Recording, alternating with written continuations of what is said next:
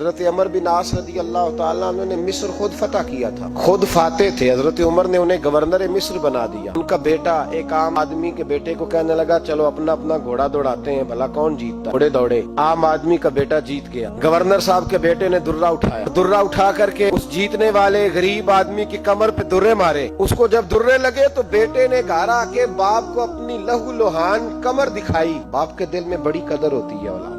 درجے تو لوگ ماں کے بیان کرتے رہتے ہیں، لیکن جتنا باپ پیار کرتا ہے اس کا بھی تقاضا کوئی کر نہیں سکتا۔ والد نے جب دیکھا نا لہو لوہان ہے گردن، تو والد چیخے، روئے، اور پھر پتہ نہیں اگلے 1.5 منٹ میں اس بچے کے والد کو کیا ہوا، اس نے آنسو پونچھے اور بیٹے کو کہنے لگا میرے گھوڑے کے پیچھے بیٹھ۔ کہا کدھر جانا ہے؟ فرمانے لگے یہ ظلم کا دور نہیں، یہ عمر کا دور ہے۔ ہاں ایسی بات ہے کوئی جو مرضی کر جائے؟ بیٹھ میرے گھوڑے پہ۔ آدھی رات کے وقت پہنچے مدینے اور باہر جا کے وہ آدمی پکارنے لگے، کہنے لگے عمر باہر آؤ، نکلو خوابگاہ سے۔ جب غریبوں پہ ظلم ہو تو پھر حکمرانوں کو سونے کی اجازت نہیں ہوا کرتی، باہر آؤ۔ فاروق اعظم آدھی رات کو اٹھ کے آیا، کیا ہوا؟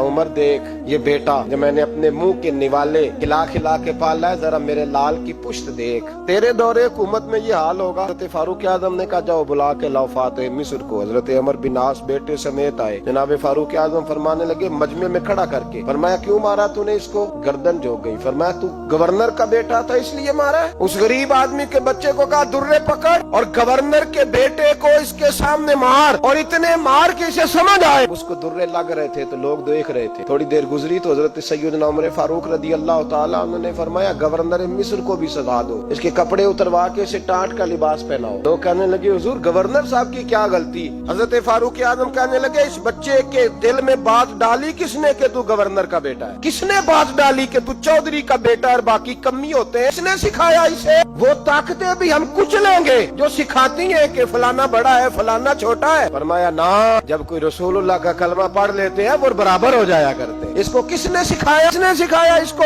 گورنر کو بھی۔ اور پھر حضرت عمر نے تاریخی جملہ کہا، حضرت عمر بن عاص کی طرف دیکھ کے فرمایا جب اللہ نے ان لوگوں کو آزاد پیدا کیا تم نے کیوں غلام بنا لیا؟ جب رب نے آزاد پیدا کیا تم نے کیوں غلام بنایا؟ عزیزو یاد رکھو انصاف کا بول بالا ہوتا ہے، پھر کوئی آدمی ڈرتا ہے، یہاں انصاف نہیں ملتا۔ اور میں آپ خود ایک بات یاد آ گئی، حضرت عمر کا زمانہ تھا، غسان کے بادشاہ نے کلمہ پڑھ لی۔ جو لوگ غریب کہلاتے ہیں نا وہ ذرا میری بات پہ زیادہ توجہ کریں، غریبوں کو سنانے لگا، غریب ذرا توجہ کریں۔ غسان کے بادشاہ نے اسلام قبول کر لیا، اور اسلام قبول کرتے ہی وہ آئے حج کرنے۔ حج کے بعد فارغ ہوئے تو ایک نفلی طواف کر رہا تھا غسان کا بادشاہ شاہ غسان۔ آج تو خانہ کعبہ میں بھی وی آئی پی پروٹوکول ملتا ہے، آج تو مسجد نبی میں بھی وی آئی پی پروٹوکول ہوتا ہے۔ ہاں آگے بھی دیکھتے صحیح تو کھڑا کہاں؟ یہاں بھی پولیس والوں نے بازو پکڑے، سوچو تو صحیح یہ حال کر دیا تم نے مذہب کا۔ طواف کعبہ ہو رہا، اور غسان کے بادشاہ نے جبہ پہنا ہوا ہے باریک اور لمبا، وہ طواف کعبہ کر رہا تھا تو ایک غریب آدمی کا پیر اس کے جبے پہ آ گیا۔ جب پیر آیا تو اس نے پلٹ کے غریب کے منہ پہ تھپڑ مارا۔ جب تھپڑ مارا تو اس غریب نے سیدنا فاروق اعظم کی عدالت میں مقدمہ کر دیا کہ بادشاہ نے تھپڑ مارا ہے۔ حضرت عمر فاروق رضی اللہ تعالیٰ عنہ نے بادشاہ کو بلایا، فرمایا تو نے اس غریب کو مارا ہے؟ کہا جناب اس نے پیر رکھا تھا۔ تو فرمایا پیر رکھا تھا تو کیا ہو گیا؟ تو نے کیوں لمبا جبہ پہنا تھا؟ تجھے سمٹ کے چلنا چاہیے تھا۔ کہا میرے لیے حکم کیا ہے؟ حضرت عمر کہنے لگے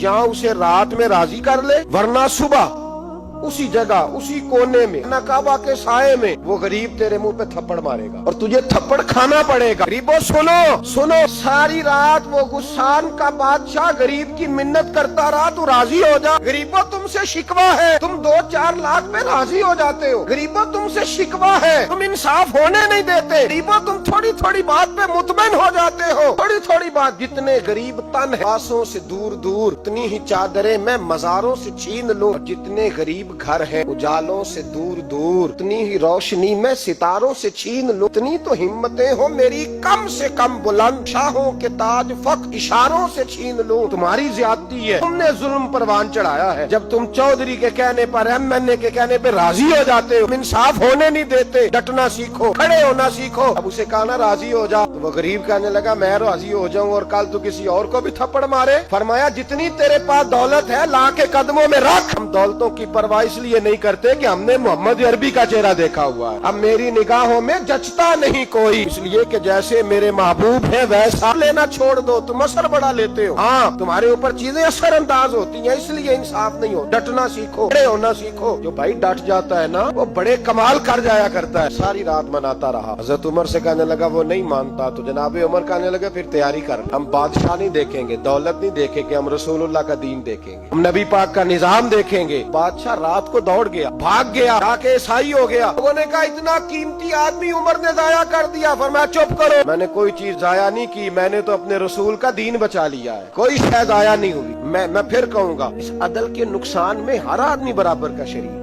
ہم عدل ہونے نہیں دیتے، ہم عدل قائم نہیں کرتے، ہمارا تقاضا ہی نہیں کہ عدل ہو، ہم اپنے آپ کو عدل کے لیے پیش ہی نہیں کرتے، مزاج ہی نہیں۔ حضرت علی المرتضی جری انسان تھے، وہ علی تھے جن پر انسانیت رشک کرتی، اور مولا علی وہ ہستی تھے کہ میرے مصطفیٰ کریم صلی اللہ تعالی علیہ وسلم نے فرمایا اس کے دیدار کو تو فرشتے بھی آیا کرتے ہیں، نا بڑا آدمی، اور پھر امیر المومنین خلیفۃ المسلمین حضرت علی، خود مولا علی نے حضرت قاضی شریح کو قاضی بنایا، چیف جسٹس بنایا، اپنے ہاتھوں سے تعیناتی کی۔ حضرت مولا علی رضی اللہ تعالیٰ عنہ کی زرہ گم ہو گئی، دیر گزر گئی تو ایک یہودی کے پاس وہ زرہ آپ کو نظر آئی، حضرت علی نے ڈائریکٹ اس سے چھین نہیں لی، حالانکہ امیر المومنین تھے۔ ہمارے ہاں ڈنڈا بھی بڑا چلتا ہے نا، کہ طاقتور ہوتا ہے وہ تو تھانے جاتا ہی نہیں، کو ضرورت نہیں، اس نے تو بندے رکھے ہوئے، اس کو تو پتہ ہے کام کیسے لینا، لیکن حضرت علی نے آئینی رستہ اختیار کیا، قانونی رستہ، قاضی صاحب کی عدالت میں مقدمہ کیا کہ فلاں یہودی کے پاس میری زرہ ہے اور وہ چوری ہو گئی تھی، گر گئی تھی، گم گئی تھی، مجھے دلائی جائے۔ قاضی صاحب نے بلا لیا یہودی کو، امیر المومنین بھی کٹہرے میں۔ قاضی صاحب کہنے لگے شے کہ زرہ تیری ہے؟ اس نے کہا جی میرے پاس ہے تو میری ہے۔ قاضی صاحب کہنے لگے حضرت علی سے گواہ آپ کو دینے پڑیں گے،